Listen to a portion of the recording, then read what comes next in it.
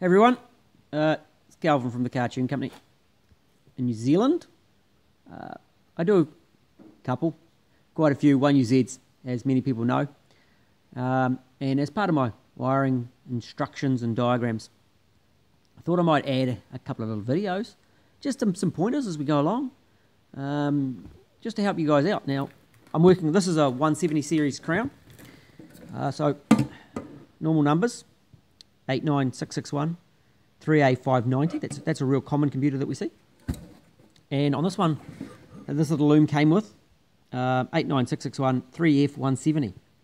There's always a couple of differences on these looms, but general, if you stay fairly mindful about what you're doing, you work your way through, and they work on similar principles. So this computer plugs on the front. Now it's the same plug configuration as the 20 series Celsiors LS400s, but the pin out is very different.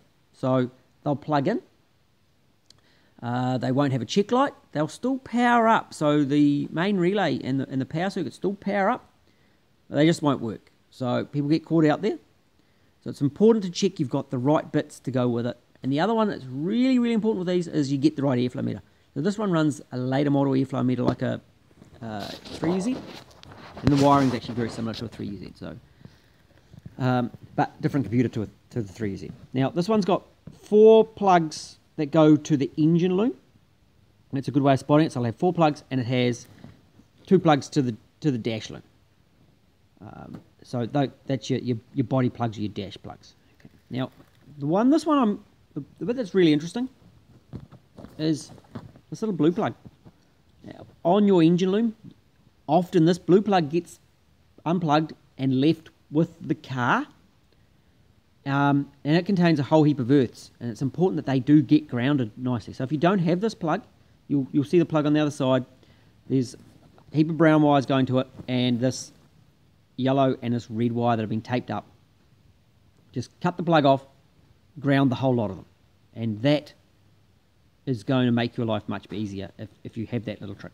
I've put it out in the diagrams, but every now and then it gets missed. It's quite interesting on this loom because I've got the whole loom. It was cut off, but I've got the loom that goes with it.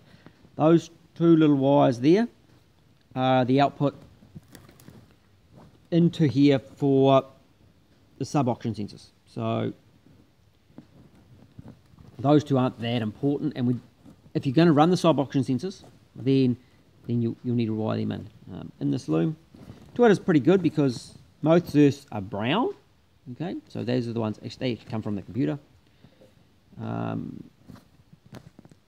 And then big chassis earths. We've also got these joints. See, these are interesting joiners that Toyotas do, so they put them together. Hopefully that's helpful for you. These ones need to be joined together. Very, very important, okay? It's like the earth for all the sensors. So make sure that if you don't have that plug, that you do put all of them together. So, I'll talk to you again.